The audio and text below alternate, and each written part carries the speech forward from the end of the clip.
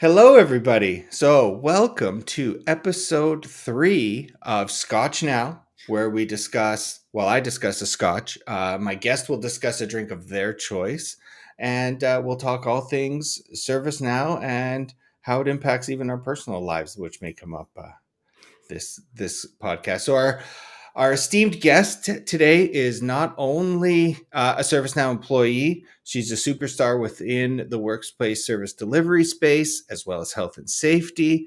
She's a fellow CMA, and we went through the CMA journey together in the cohort. So please welcome Carolyne Fahim. Thank you so much for joining us, Carolyne. Thank you. And also a fellow Canadian. So that's another That's thing we have in right. common. Yes. But you live in Dallas right Dallas. now. Yeah. Yes. So Canadian at heart, not in location right now, but you'll always be Canadian. Thank Right? you. It's the only passport I'm holding so far, so it still counts. Oh, okay. Oh, yeah. Then that's as Canadian as you get, right? You, Yeah. you got the prized passport. So, like I said, kind of in the introduction, your specialization is in workplace service delivery and now health and safety. Because back when I met you, you were only workspace, right? Is that true? I was transitioning from Universal Request and Employee Service Center, Oh, that's or right. Employee Yes. Center now, over Yeah. to Workplace Service Delivery and Health and Safety.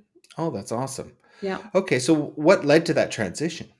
So I was actually hired at ServiceNow to be a product manager for Universal Request. And that was because I had a background outside of employee workflows. So I had, Mhm. obviously through Deloitte and my implementation background, had done ITSM, SPM when it was still ITBM at the time, Yeah. HR, and then a bunch of random stuff here and there. So as an implementation partner, we tend to have to be experts in everything. And Yes. so when they created Universal Request back in the Quebec release, I was brought on to lead that, which was great because it was essentially meant to be the connector of all of the employee-facing workflows. Mhm. And then my role was really to help the initial setup, the storytelling, and then I led what we call back then Lighthouse program. Now it's called Vanguard, which is the Okay. initial adoption of our new features. Oh, So whenever we nice. have a new feature that is, significant enough, or a significant change in a feature that's strategic enough, we like to stay close on the product side to the first handful of customers who implement it, because Mhm. there's typically not a lot of documentation out there yet, or lessons learned, or enablement. And so we partner with their implementation partners and the Yeah. customer, just so we can, stay close, guide them on any use cases, take their feedback, put it into the roadmap and things like that. And so once we got Universal Request, to a steady place, then I moved over to Employee Center, which is kind of Mhm. the opposite side of Universal, Right? the front Yeah. end of it. Same, two sides of the same coin, and then helped do the first handful of implementations on that. And then I Mhm. kind of just, go where the new products go. So then once we got that mature, got our first handful of customers set up, got our lessons learned out, then moved over to Workplace. We're doing a lot on the Workplace service delivery product. We're releasing new apps. We've acquired a mapping company 3 years ago called Mapwise. Mhm. And then we not only acquired their IP and the software, we also acquired the team. And so we're Ooh. very close. I actually visited their office 3 times now over the last year and a half. Have matching tattoos with some of the people over at that office. What? Very, very close. It was a great acquisition, Wow. both professionally and personally. And we're constantly, innovating and staying close to customers as we release new features. And Mhm. then from that Workplace family, we spun off health and safety. It started out as health and safety incident management, and then they've added risk management, and it's just gone from it. When it first started, it was just, I was joking with the team. I was like, we're really just releasing a product that is one record producer and, just a workspace. And they're like, no, there's a huge roadmap. This is just the first Yeah. The first incubation one. and launch, and it's grown massively since then. So it's been really cool to see and really cool to help customers through their journeys. Oh my God, that's Yeah. incredible. Well, thanks for that great introduction. So, Yeah. without any further ado, we're going to get into the reviews part of it. So, this week has been a bit of a tough one. So you see, I kind of nicked myself on the treadmill. I've got some stuff. Oh no. While I did get a haircut last night, my hairstylist, I kind of said, it looks like I died. I ran out of Just for Men because it's only this natural color on the top. I promise you it's natural. So because the week was tough, I've changed the scotch that I'm going to kind of what I like to call a great day drinker, Haven. So you can have this one often. It's not going to break the bank too badly in relative to scotches. And as I open this, why don't you talk about your drink? Because we got a lot to talk about in relation to your drink that you're bringing today. Yes. So I'm a little bit on the other side of the drink spectrum. I love making my little protein coffees. I used to be a Yeah. Starbucks addict, where I had to go every day, and it wasn't just plain coffee. It was the sugary stuff that's terrible for your health, your waistline, and your wallet. And so I had to find something else that hit the spot that is a little bit healthier. And so I started about a year ago where I will take a tumbler of ice. This is my Starbucks tumbler in the ServiceNow green. And I'll put in one of these little protein shakes that gets me 30 grams of protein. Oh, the Fairlife ones. Instead of milk. So that's, Okay. the base. And then I'll put in a little Nespresso pod. This one is pink, of course. Yeah. But I don't discriminate. And then I put a little bit of creamer. So usually during pumpkin spice season, I'll get a pumpkin spice creamer. But when it's not, I'll do the Snickers. Right. And then if I'm feeling, like I really need a treat, I'll blend it so I can pretend it's like a little frappuccino. But otherwise, I just pour it over ice, and then you'll find me drinking these throughout the day. Well, that's very barista-y. That's awesome. Yeah. Good for you. So you've got all of those ingredients. So can you describe the taste? It's very chocolatey because of the and Fairlife. Is that because the Snickers or the chocolate? Fairlife is chocolate and the Snickers, so it's very sweet. It has a ton of protein. I feel like protein has been pushed a lot more, or the awareness of it has been pushed a lot more, especially for women over the last couple of years. So everyone's just trying to figure out, how do I get my protein in? And so this is a great way to do that and not have to go to Starbucks every day, which is pretty awesome. Okay, well, can you expand a bit more on the women trying to get more protein? Yeah, I think over the last few years, at least I've noticed, I'm not sure if that's, the case for other women out there. I've noticed that the shift from like a low carb diet has moved to, there was the keto phase for a little bit. And then there was just, I think consistently over the last year and a half to 2 years, the push has really been women need more protein. So that when we are, aging, losing weight, things like that, we're not losing muscle mass, hair, all of that good stuff. And so I feel personally, I've seen a lot more push around, getting at least, 80 to 120 grams of protein a day. But that's a lot of protein. And so we're trying to figure out how do we get all of that throughout the day. So without having, a 14-ounce steak for breakfast, lunch, and dinner, which I'm down for, by the way. Yes. Kathy, maybe not so much, but yes. Okay, so we got some comments. So yes, I love protein coffee from Sarah. Jordan's cheering you on. Tara's saying the protein being pushed, and she uses Greek yogurt, so that's kind of cool. And we're not speaking on behalf of any whole group, so we're just speaking. Just like ServiceNow's got the safe harbor, which we just invoked by saying ServiceNow safe harbor. I've got a ServiceNow or a ScotchNow safe harbor. I speak for just myself, and even then, not really. Yes. So same goes for you. We're not trying to. Don't go make a dietary change because of this. No, that's for sure. No, but if you are looking for protein, this is a good way to do it. That's a good way to do it. Yeah. And I love milk as it is. So the Fairlife's a good one. So I enjoy those ones. Yep. I have a little bit of a bigger sweet tooth than most people, so I can't just drink it by itself, hence the additional little creamer to give it that extra sweetness. That's a lot of sweetness for sure. So just a quick review on the Scotch piece. So this one's a little more caramelly than I normally do, but it is a great one. I always recommend any Haven. This one's a 12-year. And like I said, I kind of pivoted. I was going to do, one of the rare ones I have, but just today and this past week have been interesting. So one client I had 19 hours in by Tuesday. Wow. Yeah. So that's why we're going to something that maybe I would have one or two of after this.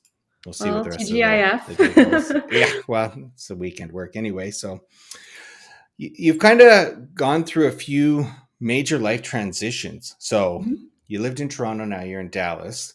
You've gone from partner to ServiceNow, and you moved right to a full-time, not a contingent worker, right? Yeah. So I moved to Dallas through Deloitte. So I worked at Okay. Deloitte Canada for about 2 years, Deloitte US for about 3 years, and Hmm. then moved to ServiceNow as a full-time outbound PM. Nice. Yeah. I was KPMG, so yeah, we can still be friends. We can forgive each other. That's okay. You know, Bygones. there's enough out there for everybody Exactly. to eat, get all their protein. There you go. Nice callback. There you So, what go. was it like moving from Canada to the U.S., especially because you lived in Toronto, right? Mhm. So, and at that time, I think it was a little more maybe liberal than it was now. To Texas, Yes. and I'm Yes. not picking a side. I'm just No asking about sides. the We don't pick sides. differences. Yeah, if you want to talk Um, about that, we can. But we're Switzerland. yeah. But no, it was great. So I actually spent about 7 years in Ottawa. So born and raised in Toronto, and then went to school in Ottawa, worked there for a little bit for the federal Hmm. government. That's where I got into ITSM. Right. And then the winters in Ottawa are really cold. It's night Yeah. and day different from like being someone who was born in Canada, raised there my entire life. I didn't really notice how bad the cold was until I went to Ottawa, where it's like dark and cold for 8 to 10 months of the year sometimes. It's Yep. just miserable. And so when I got back to Toronto, I, joined Deloitte, and I even told them at the interview during the, where would you see yourself in 5 years? I told them working in the US for Deloitte Hmm. US, and very upfront, that was my kind of 5 year plan. I was on projects for the US quite often. And so I already knew the practice here. I know they were trying to Hmm. grow their ServiceNow skill set here at the time because it originated in Canada. The Hmm. Deloitte Calgary and Deloitte Toronto offices were kind of the first teams there, and then it helped grow it out into the US. So I figured I might as well. That was part of the plan all along, and they were very gracious to accommodate the transition at the time. It's funny because back then I think we were getting close to elections as well, and didn't know what was going to happen, if they were going to be okay with immigrants coming through or not. Yeah. But luckily, coming from Canada, it's still considered friendly territory. At Yep. least it was back then.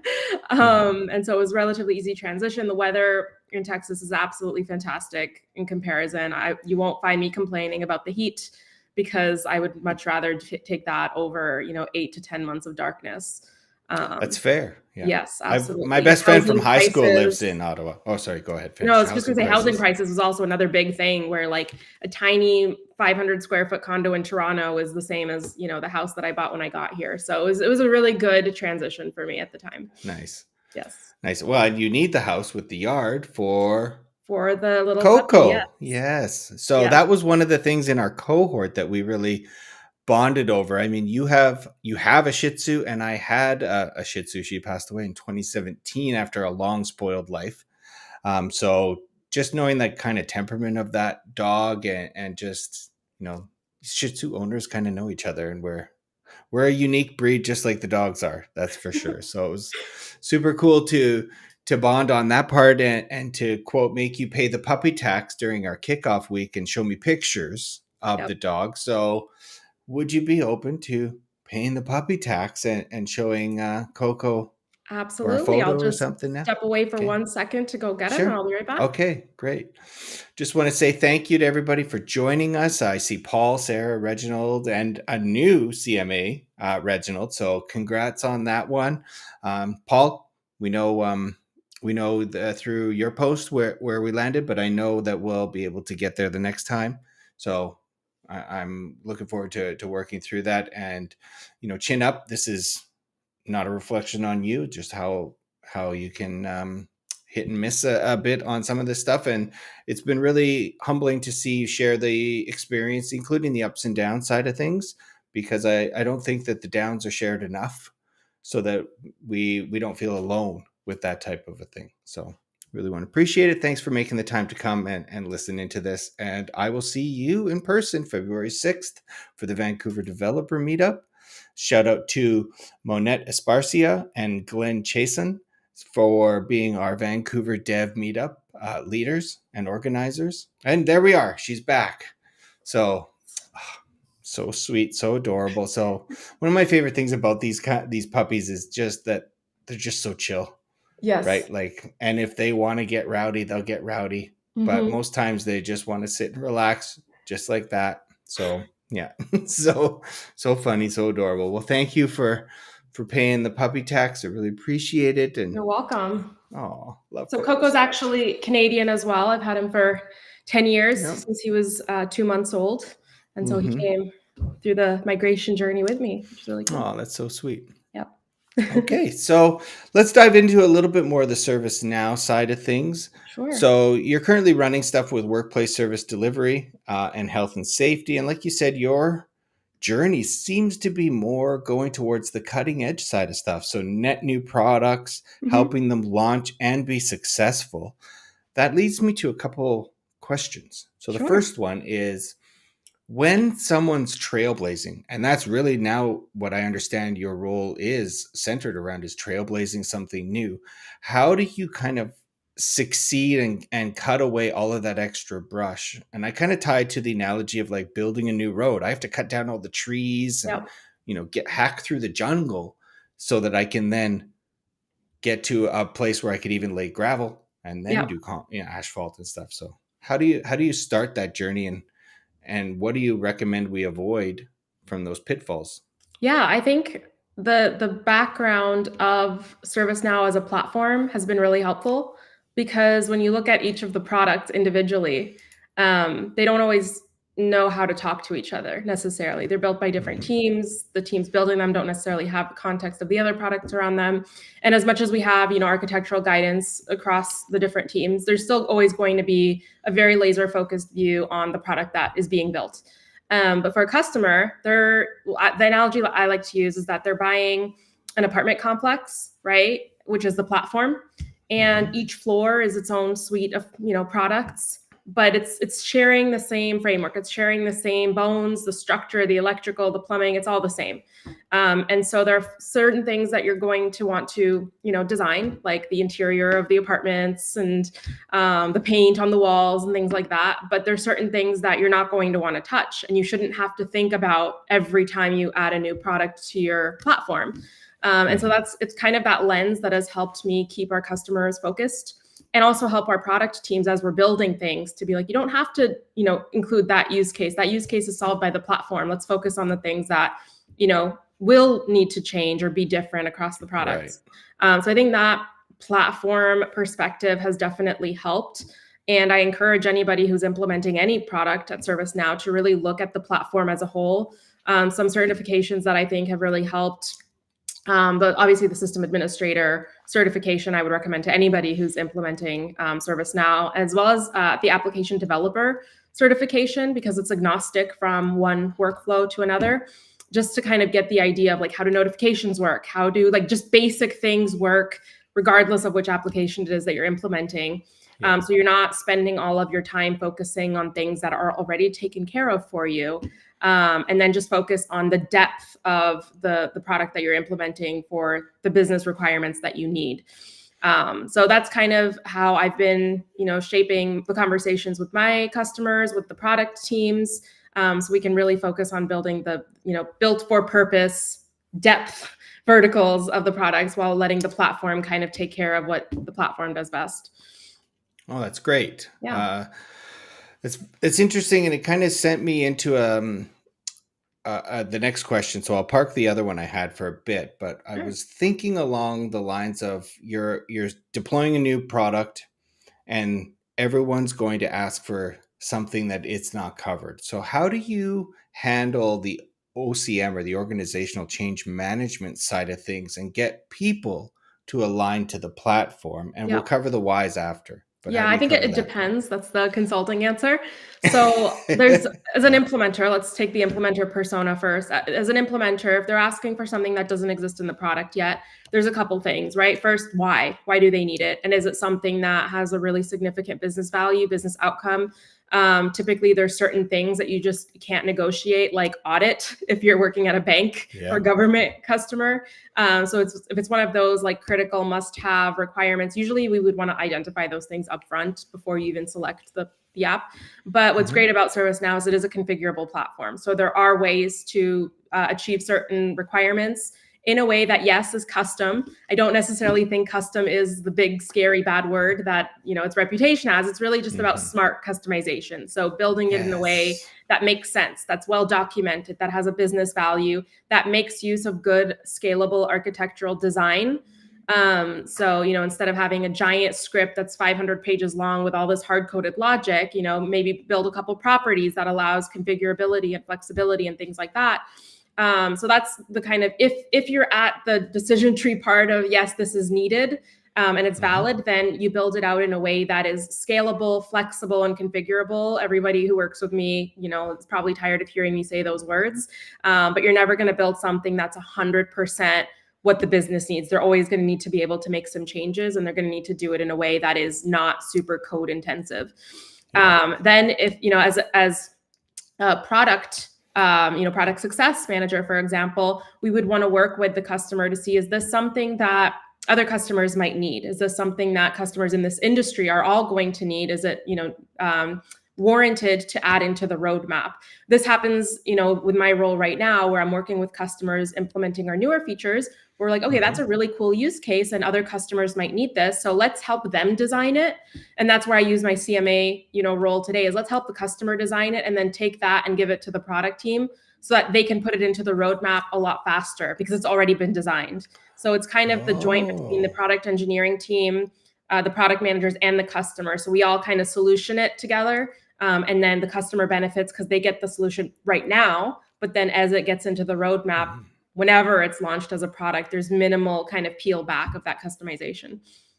So you're really facilitating customer needs with that product team. That's incredible. Okay, Yeah. well, I've got some ideas. I'll submit on the idea portal, send you some links. Absolutely. Yes. see We do what we do can monitor the idea portal. I know because I track those too. I track Yeah. a few of them. So they are monitored. Definitely use that because in the spirit of ServiceNow, we want to self-serve ourselves as much as we can. Yes. You spoke something earlier in that answer that really was near and dear to my heart, and that was the customization piece. Yeah. I really could care less if it's configuration or customization. I care about the value generated from it. Yeah. So when we look at those outcomes, I'm trying to find the right way to swim with the current, to swim with ServiceNow's current and not against it, build and deliver something in the right framework. And we have our technical governance decision-making tree that we use to identify how we implement it. And then that's going to give us the total cost of ownership. And this is the piece that I think a lot of customers miss out on, is they'll look at the cost of implementing and they won't look at the cost of maintaining, upgrading, and enhancing. So they're really not having the total cost of ownership here. Right. And with the design built with that mindset, even just to have, what do I need for reporting at the end of this? What do I want my dashboards to look like? That gets to the granular level of, I don't like true false columns. Yeah. If it's for reporting, I build yes, no's. Okay. Because that's a natural language. That's just my personal preference. But that we can get to that level of detail. Yeah. But if it's used for routing and stuff, yes, true false does the thing. So I try to encourage people not to do this blanket statement of no customization, because I have talked to many leaders. I don't want to customize it. I'm like, okay. And then 2 days later, can you build me this? Well, that's a customization. Right. So the intention is good. We support the intention of use the product that you purchased. It's not just bare bones. It's not just a platform to develop custom apps on. The apps that are built are very, thought through. So it makes sense. And you don't want to go completely deviate away from the intended use of the product. But as a ServiceNow platform that's been around for how long it's been, there's a lot of things that you can configure. Just do it in a smart way. And, there's, no customer today is going to be the first implementing, pretty much anything at this point, unless we launch a new product. True. So there's so many people who've gone through the same requirements, same design, same solutions. The community is huge for that, to say, okay, how would you solve something like this? And there's just there's so many building blocks that you can use.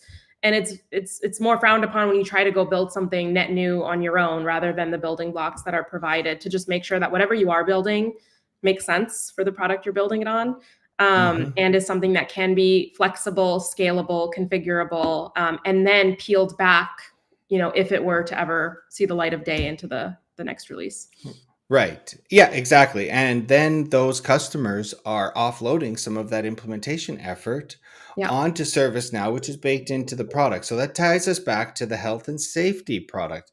The original launch was that sounds like a true MVP, and I love that. yeah, One record producer, all the structure you need, but yeah, then it's scalable and you can build on it in the future. So if you go off and build that on your own or customize the heck out of health and safety, the next time you're trying to upgrade, you're potentially missing out on all of those new features, or some of them at least, yeah.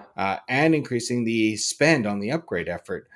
So, can you talk a bit more about how you decided to do health and safety as that single record producer? Because that's So it as was MVP as actually it two gets. record producers. I don't want to get Two. yelled at Wow, by that's the fine. product team. It was a record producer for logging a health and safety incident and a health and Hmm. safety observation. So those of Okay. you who are familiar with ITSM, for example, the incident is something that happened, and then the observation is something that could happen if not mitigated, Okay. similar to problem Right. management. The workflows are actually very similar to ITSM's workflows, but in the Hmm. health and safety context. And it was actually built by our incubation team, Hmm. called Now X. And so basically, we had a team. It was treated as a business unit. They would build products or apps that they thought maybe could take off, like cool use cases. They would build it, and then they would see if Hmm. customers would be interested, if there was a need. And then if it was, then it would be formally packaged and put into what we call graduate into a business unit. And so health and safety was one of those products that was just built conceptually. We saw that there was a need, and then it graduated into the workplace business unit that also has workplace service delivery. Right. And so it was, we started small and simple. It was two record producers. There was also a really cool body picker that was a hit with customers to be able to pick where on the body. We call him Dexter. The person was injured, and then being able to say Oh. that he was injured on his hand or his, finger or whatever it was, document any hospitalization and whatnot. Hmm. But then obviously the intention of the product wasn't just to log incidents. It was really to digitize the health and safety experience within an Hmm. organization, which also includes risk management. So again, if you think of the ITSM context of, you don't just want to log your incidents, you want to prevent them, or Hmm. reduce your risk of reoccurring incidents. It's very similar. And so we Right. launched a risk management app to track risks, controls. We have a risk assessment that says, there's this risk, for example, if you're replacing a light bulb, there's a potential risk because you're dealing with heights. What is a Hmm. control that you can use to mitigate that so that the job is less risky overall? Things like that. So it's very interesting. It's very cool. One of our first adopters was actually a daycare center, which I thought was really Aw. awesome, in Australia. And so they were using health and safety to, monitor the health and safety of the children at the daycare, which is different Hmm. because children aren't necessarily employees. They're, a Right. different persona. So we're always solving all these new use cases, but it's cool to start with something simple at first and then see what the customer use cases will be and then kind of iterate accordingly. And we also iterate quarterly. We don't just wait till the family releases. So our Right. applications are on the store, and then it's usually February, May, August, November. There will be another release of our apps. So we're always innovating. And I believe one of the PMs I work with said something like 80 to 90% of the roadmap is based on customer needs and requests. So Wow. if anybody is implementing, especially the newer applications, I know that there's this perceived risk of being one of the first people, but there's also a lot of benefit of being one of the first, because then your voice kind of carries a little bit more weight to shape Hmm.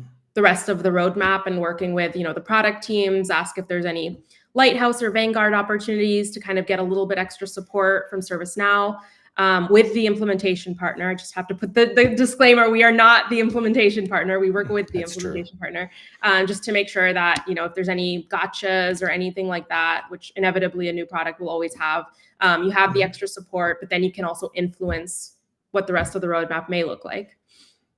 That's a great point to make about being having that louder voice. I really Yeah, like that because I've also run into customers saying, "Well, I don't want to be the first, right?" But yeah, sure, there's benefits to letting others go ahead of you, hmm, but like you just said, that's one of the drawbacks.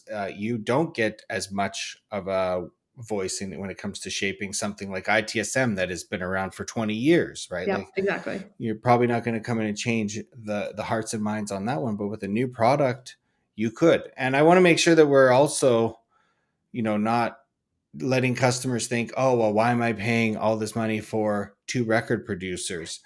Yes, from a front end perspective, that is, essentially the first starting point. Yeah. But, think of it like that iceberg, just a little bit it's on top and the rest of that infrastructure is underwater and it's hidden, but it's there. And Yeah. without it, you're not going to be successful at all.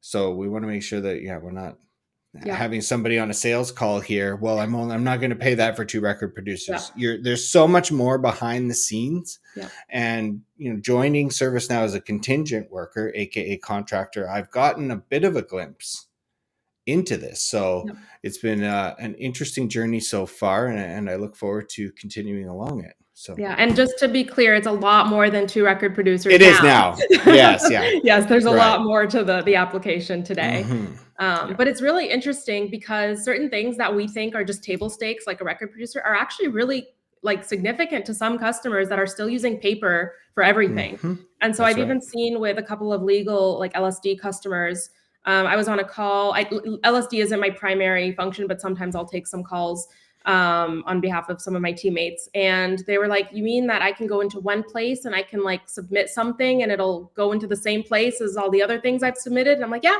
it's pretty straightforward, ServiceNow functionality. And they were just mind blown. And this is something that's happened maybe 6 to 8 months ago. And so I'm like, wow, like some of these customers, even though to us, it's like, this is a 5-minute job, for them, it's very, very, significant for the way that they do work. So even though to me it was like just two record producers, now it's a lot more, but also for some customers, that's a lot more than they have today. Yeah, and it's starting from nothing, or like the paper system, definitely, those two forms online, and you start small, you get usage out of it, you learn some lessons, and then the third one gets better, the fourth one gets better. Suddenly you've got a bit of momentum, and you can deploy, after your fourth one, you deploy 4 at a time. Exactly. I worked with a telecom company that did that, 25 items for their telecom thing. It was very simple approvals and flows and stuff like that. But they went from ditching emails to individuals' inboxes to a self-serve form that collected everything up front. And like you said, it sometimes you're like, oh, well, it's kind of basic, but it can be transformational. And that's the digital transformation journey we're all talking about. Yeah. I really like the connection piece, because that's probably my favorite part of the platform. Yeah. Is that once I'm in, I can do anything within the platform if I need to. And this has been one of my saving graces with getting ServiceNow to be the system of record. Yeah. So a client, we recently launched a DevOps integration so they could launch change management from an external source and run a custom workflow against it. And they went from not tracking changes in the centralized place they were tracking, but just not with everybody else, to automatically tracking stuff. And all they had to do was go approve it in ServiceNow, and they were good. So that really speaks to the client journey, that they need to recognize, don't bite off more than you can chew. Right. Like start small, learn your lessons, because we're all doing it together and learning everything new. And then refine the plan if you need to moving forward and grow it from there. Yeah. What's really cool is that it can also be the system of action and not the system of record in some cases. That's right. Like HR, where you have customers that want to stick to their existing tools, and then having ServiceNow be the experience layer where you don't have to go into these other tools. You can still take your action through the ServiceNow Employee Center, through the front end experience, and it's still doing those transactions in other systems, but the employee doesn't have to worry about those other tools. So that's pretty cool too, that you can have it kind of both ways. Definitely. Yeah. I try to, if I can, system of action or record, and then I'd like system of engagement for everything. Because honestly, there's nothing this platform really can't do. I can't remember the last time I said it can't do that. Right. I've said, I don't think you can afford it, but I've never said, technically, I don't think it can do that. Yeah, absolutely. And there are times where it makes sense to go with a niche product for a niche use case, until ServiceNow has, built up their product to achieve the same use cases, if that's, relevant for the market. And then again, it's all about just the option to integrate if that's what makes sense. definitely. Yeah. Yeah. Okay, so let's talk a bit about the CMA journey Okay. then. So mine, I've shared numerous times. I don't think anybody needs to hear about that.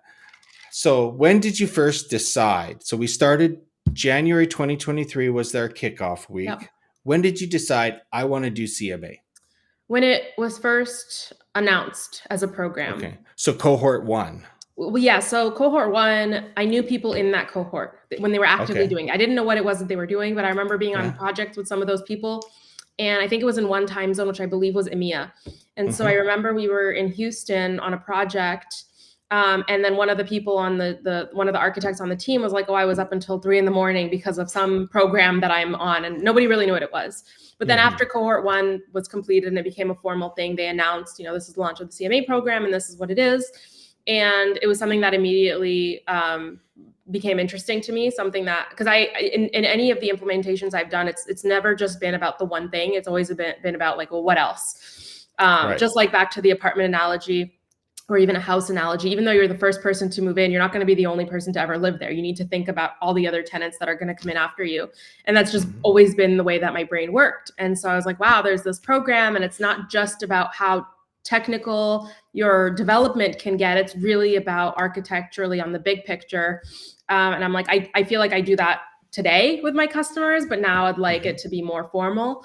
And so obviously because of the price tag at the, implementation partners, they're very selective over who they're going to select. There's also the prerequisites. And so it wasn't until I actually got my acceptance with ServiceNow that I was like, hey guys, just so you know, the next time there's an AMS cohort, I am going to be applying to this, and I hope that's okay. And they were fully supportive of it. And so that's kind of how I got into the CMA. So when you first decided, how many certs did you have? Like, were you close? Were you super far away from I had quite a meeting bit. Certs have always been something that I've been interested in. So for example, before I even joined ServiceNow, when I was working for the federal government, I was working on ITSM. So I got ITIL certified for that.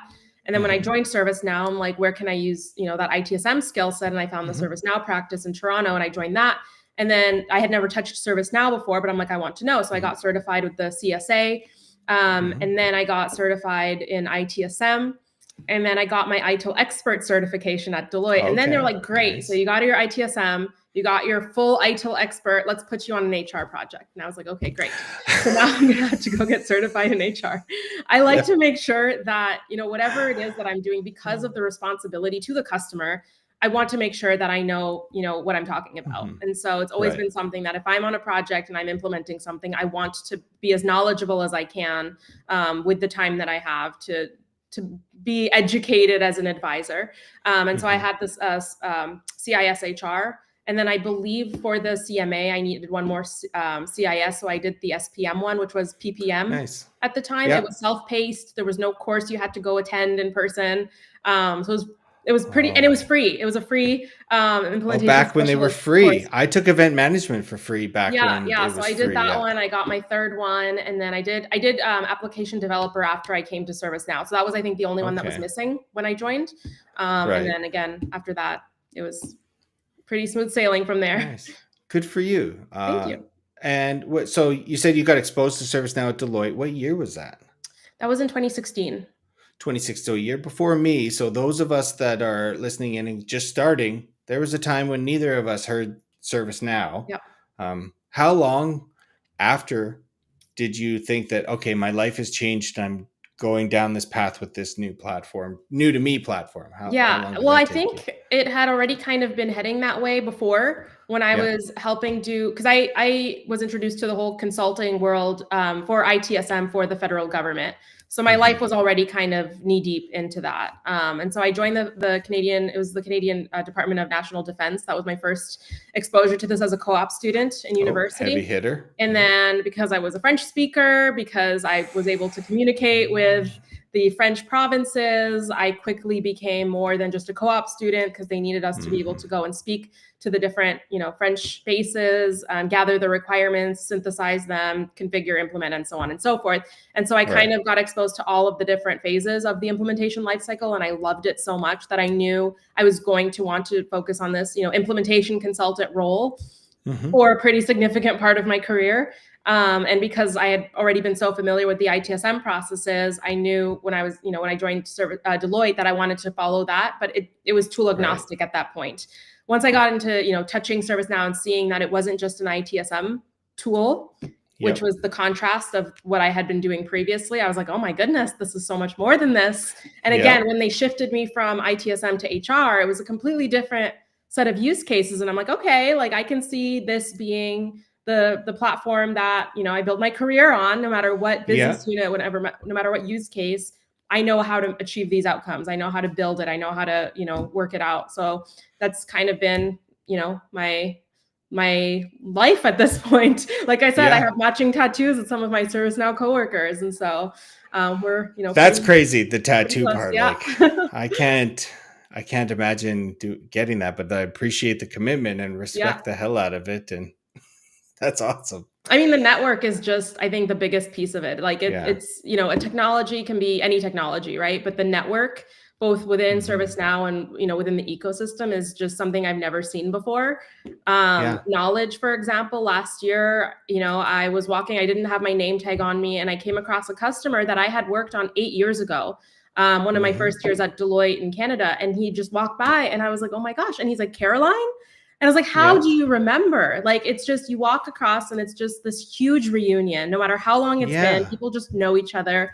No matter how big our ecosystem is, everyone still, knows each other, knows somebody who knows each other. Hmm. And the CMA program is also, evidence of that, where we all kind of see who is applying, who got their certs this week. Congratulations, by the way, to everybody who got their CMAs this week. Hmm. But we all know somebody who knows somebody, and it's just this amazing ecosystem of people that most of my, friends and who I consider family at this point are all part of the ecosystem. So it's pretty awesome to see. Oh, that is sweet. Yeah, Yeah. it is an amazing community. I've never seen that either in Yeah. any other industry, let alone just in different IT pockets. There's Yeah. no other product that supports people. Could you imagine? Like, I name any other company that has developer advocates Yeah. It's that it's go out pretty and insane. just help people, right? Yeah. Help developers and implementers. So And I love the also like community. Sorry, the go ahead. integrity of the leadership that I've seen at ServiceNow, just as a personal experience. I'm not speaking on behalf of ServiceNow, but just as a personal person, the integrity of the leadership that I have seen at ServiceNow, their commitment to customers, their commitment to doing the right thing, their commitment to even just their employees, like work-life balance, is just something I've never seen before. It's like, Right. how can you be so successful as a company and still do right by everybody? It's there, clearly something is working, and it's really amazing to be a part of that. And I think that speaks to the longer term roadmap that Yeah. ServiceNow has. That is, there is quarter by quarter focus. Hmm. Can't deny that as a publicly traded company, but there's a commitment to long term success. And I believe that's one of the largest drivers of that insane renewal rate. Yeah. So I'm glad you brought that up. That really that warms my heart to kind of to remember some of the people that helped me along the Hmm. way, and now I get to help people, and I still ask for help, right? It's just Yeah. slightly different. I offer help as well. Before I Yeah. couldn't. So Yeah, it's really cool. Like another example is at Knowledge this past year, 24. I had a demo that I was going to be running, and like 30 minutes before the demo, my instance crashed. And so I was like, I had all the stuff on my instance. I had, my use cases ready to show. And I just pinged a bunch of people at ServiceNow that were just attending Knowledge or presenting Knowledge, people who didn't even necessarily know me. And I'm like, hey, I need an instance that has this, installed on it. And a bunch of people were like, here's mine. Like, what do you need? Do you need this branding changed? And it's just so nice that we have that community of people that are just there to help and happy to help, even though, yeah. there's no what's in it for me kind of thing. No, that's fair. And as the implementer who's under the gun sometimes to do the demo in 20 minutes, Yep. it's kind of nice that you had a bit of the hot seat Exactly. Yes. to Yes. join that. Yes. Well, it's a give So and you, take. So when you're in the other side of that, you want to be the person that's helping, yeah, because one day you're going to of need the help. course. Yes, that's Yeah. very true. Yeah. So knowledge, with Knowledge 24 we talked about. Mhm. Do you have any plans or any goals for Knowledge 2025? We're working on that. It's always, one of those things where you find out, very close to the end who from the Yeah. ServiceNow side is actually going. Right. But we are going to be, we have a lot of customers that we've worked on, especially working with the early adopters of new features. We want to get them front and center to talk about their experience implementing, what they've implemented, the value that they've gotten. An example last year is we helped a customer migrate from their CMN location, foundational data, to the workplace service delivery locations without impacting any of the other apps that they were using before WSD, which is a really big topic. And so we had them go and talk about their experience and the fact that they didn't impact negatively any of the other products, and then how they did it. And so many people came up to us at the end and they're like, hey, how did you do that? We need to do that. And that's kind of the point of what we're trying to do. So the customers we've worked on with the last year, we're going to be reaching out to them. If we haven't already, we'll be reaching out to say, hey, do you guys want to speak about your experience, so that we can then share the love with everybody else. We want to get the word out there for health and safety. A lot of people I spoke to last year thought that health and safety was still the COVID apps. It's not. No. It's not at all. It has nothing to do with COVID apps. There are certain things that we kind of maybe took from there, but it's really focused on the organizational health and safety for the US. There's the whole OSHA piece to it. We've expanded to other regions so that for any of their other reporting needs, they can also plug into that if they're not using OSHA. Also just reducing the risk overall of your injuries for your organizations. There's chemical registers. It's really not at all COVID related, but getting the word out so people know, what is there and what the value is. Yeah, the rebranding effort is always going to be a challenge. I've seen lots of customers miss out on certain products because they think it is what it used to be even a year ago. So I'd like to encourage everybody out there to kind of, just like we have to do our Delta exams, which is an active window now, and I won't do a LinkedIn post to post my certs, but I will do them. But you need to check in on all of these products that you kind of thought I don't need. And I'm always reevaluating, always looking at the doc site going, what meets my needs today as it stands? And if it's close, what's on the roadmap? And because that's going to really influence a lot of my architectural decisions. Right? I always want to get the platform to do 80% of the lift, and then I'll close the gap. Exactly. Yes. And so I encourage anybody, if you can get to knowledge, go and sign up for sessions on things that you may not know anything about. Maybe you'll learn something. Or what I like with the way that they name the sessions is how this organization helped achieve this outcome using whatever product. So if it's an outcome that you're interested in, even if you don't know what the product is, go listen to the session. The labs are also really cool. We had a lab last year for indoor mapping, where it's a completely different skill set. You're not touching business rules. You're not touching scripts. You're in a UI where you load a floor plan and it's very visual. You draw directions. And we actually got everybody in the class to complete the lab, which is very rare because usually people will be like, I don't know how to do this and I'm done. But it's a very different skill set and people really liked it. And now they're like, okay, maybe this is something that we can do. And we don't need to hire a bunch of developers to maintain for us going forward. So I think it's more of just that education. And then if you can't be there in person, of course, we also have a lot of content that we'll post online during and afterwards. But we're innovating every quarter. It's not just every family release at this point. So you want to be able to see what's out there, what problems we've solved, and then reach out to your ServiceNow, either account teams, to be like, hey, do you guys have a product that does this? Or can I get a roadmap session or a demo of what's coming? And that's kind of how you stay informed of all of these great things that we're building. Yeah, these little road shows. I'm trying to do that with a client of mine, is to do a monthly lunch and learn and just show capabilities. And it's designed to spark conversation and generate ideas. And maybe that could help me do this, or maybe that could help me do that. And then maybe you feed in and grow the platform use that way. Exactly. Yes. Okay. Yep. So I know you don't know for sure if you're going to knowledge, but I hope so. Yes. There is that CMA mixer thing. So you skipped it last year. I did skip it last year. I don't remember why. I think I may have had some sessions. You had a conflict. You had a conflict. It was a valid reason. But I was like, I would never, ditch my CMA fellows. No, for fun. A bunch of us all had valid reasons to ditch. And even if it's like, I don't want to see you guys, that's fine. That's also I did tell all of my colleagues and friends about your magic show and your skills as well during the kickoff and afterwards of like, oh my gosh, I don't know how he does it. But for those of you who don't know, which I don't know how you wouldn't know considering it's Chris's podcast, but he is a professional magician. And during our kickoff week has done quite a few little shows for us that mind-boggling. I think there's even a Mhm. picture of the kickoff week where my jaw is quite literally like on the Yes. floor where I'm That just came up shocked. in my, OneDrive to say, Yeah. "Hey, like this time, yeah, a I couple still weeks talk back." about it to this day Oh, well, because I thank don't you. know Very kind. how you did the things that you did.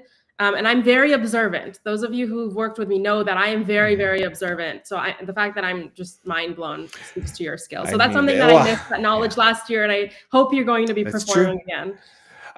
Possibly, yeah. And Okay. if not, then if there's nothing larger than something like a speaking engagement or something like that, then we'll figure something out. So Yeah. I will have some magic stuff at knowledge Good. on me at any time. So if I'm out and Good. about, you can stop me and do that. I appreciate the kind words. Yes. So I'm doing some stuff at the EMEA CMA kickoff Yep. next week in London, or is it a little over a week? So yeah, I did a client show as well for a launch party, but that's about it. So as far as like, hey, can I hire Chris to come do a show? Those days are well behind me. So I would call myself an excellent amateur magician. You should use that to like barter with customers for like customizations. Be like, don't do this, and I'll give you a little magic show. Oh, that's a good idea. Yeah, Yeah, you yeah. can have me spend 40 hours building this thing that really doesn't make sense, or I could Hmm. do something really cool for you in 5 Yeah. minutes and just see how If they you keep respond. me happy, yeah, then Yes, you get a exactly. free show out of it. Okay, that's Exactly. interesting. Yeah, for a governance, just follow the governance and write the stories the same way. Yeah. That's my this week struggle. It's like, Yeah. why don't we all know you're not getting a screenshot in there? So I Funny. can't search it. I can't search the screenshot. No. Oh yeah. Well, I mean, now Yes. you can. It's really cool. Like with Apple on your iPhone, you can like search dog and it'll show Oh, you I'm all the talking like like I want to search a Oh, story I see, I record see. in the instance, and you can't throw a screenshot in for acceptance criteria and have me find. Gotcha. Yeah, yeah. Yes. But Okay, you well, have so it tell me quick. about this I'll Apple have to do thing, that. because I'm a Google phone, so I don't know all the cool stuff that Apple can do. What's Okay. this picture search thing on Apple? Well, I feel like Google would have also had the same thing before Apple, probably. Oh, Um, maybe. being an Apple user, it's hurtful for me to have to say that, but I feel like with pictures, especially Google, maybe a little bit more advanced. But yeah, it's just really cool that you can like search like when I'm looking for the license plate of my car, like I just type in car license plate and it brings up the photo. It's pretty awesome. Oh, that's kind of cool. Yeah. Yeah. One of the things I saw that, I had an idea for this, just like a ton of people probably 10 years ago, but I wanted to like take a picture of the TV and circle stuff and then have it shop for me, which you can now do. You That, I'm like, can. oh my God, Yep. Search with Google Lens is really cool. oh, right. Yeah. And then That's, also, like, you can copy paste text from a photo. yeah. So if somebody sends you a picture with like a password or something, you can just like click in, copy and paste it. You don't have to type it all Yeah. out, which is It's like amazing. built-in OCR, which is Exactly. It's really so cool. cool for Yeah. sure. Technology is just evolving so quick. And even in Right. ServiceNow, the same thing. Like what we're doing with AI is just mind blowing. So again, more things we need to just keep Mhm. catching up on so that we don't become obsolete as the train Yeah, continues. I mean, at the worst case, we just got to become good prompt engineers. But as long as there are customers who need to express it, we'll always have stuff Exactly. to do. What are some of the top AI things that you're allowed to discuss that you'd like to cover in the last little bit here? There's honestly so much. I know the latest thing is like the AI agents. Every Yeah. single product has been mandated to allocate a certain percentage of our roadmap or capacity to AI. It's just it's so cool how quickly it's Hmm. innovating. One of the things that was mind blowing to me at Knowledge last year was I think CJ's presentation where someone was drawing up a process flow on a whiteboard, which we've all done, we've all seen, we've Hmm. all been in those meetings, and then they took a picture of it and built a workflow out of that Yeah, I photo. saw So that's that. just really cool. I know in health and safety, we've implemented our latest release where there's some AI capabilities that will like read everything in a health and safety incident and then summarize it. Hmm. So that way the agent's not having to go bounce across all these different pages and forms. They just get the gist of it there. And then they can also help summarize certain notes.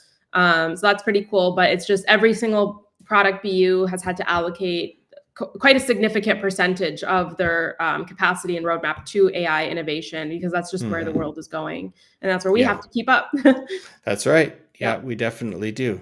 yeah. Okay, well, I think we're kind of near the end. Were there any closing comments that you wanted to have? Any shout outs? Anything else that you're working on that's exciting? Well, just shout out to the CMAs from this past week. Congratulations. And, Chris and I both know how intensive that program is. And for those of you who may not have succeeded this round, that's okay. That's why they have retakes for that reason. Exactly. And again, the ecosystem and community is so big. Everyone's, there to help, coaching or practicing or providing feedback to help you guys get over the hump on the next round. But for the next round of people who are starting in London in a couple of weeks, good luck. Chris will be there to kick you guys off in the right foot. But it really is such an amazing ecosystem. For those of you who are joining the ServiceNow ecosystem as new practitioners, this is just such a great place to be career-wise, personally and professionally. Well, I appreciate you saying all of that. We're here to help the next round of newbies, just like when we were the newbies, someone helped us out. I may not be able to dive as deep into the products as I once could, but that's just because they've matured so much more and so much faster. And there's just so many more. I mean, I think it was like 12 products. There was a time when I thought I could get all the certs. I think there's somebody from our cohort that does have all the certs. Yeah, I remember. I think his name started with a V. He did get all of them. And I know that CMA in the next AMS cohort, Hani Abdelhamid, I think he got all of them too. Okay. So he was the first architect that gave me my first architect gig. Okay. So he gave me that first shot, and I'll always be indebted to him. And Karsten, got a shout out to Karsten Hemstra from KPMG Canada. Yep. And Hani and Rasha from Customizable Solutions. So yeah. Okay. Well, thanks a lot for joining us. Always great to talk to you. I hope you're able to get to knowledge. And if not, then maybe I'll have to just come down to Dallas because, we're trying to figure out in Canada where the best barbecue is. And I think the answer is still the US. It's still Texas. So, yep. Yeah. Well, I love the brisket. Yeah. But I know we've got some Nashville people. So. Oh, yes. I can't speak to that. There's enough great food out there for all of us. So, okay. Well, thank you again. Appreciate your time. Appreciate everybody spending time with us today to join us, and enjoy the drinks and have a great weekend. And for those in the States, happy Martin Luther King Jr. Day. Thank you. Okay. Have a great weekend, everybody. Pleasure. Thank you. Bye. Bye.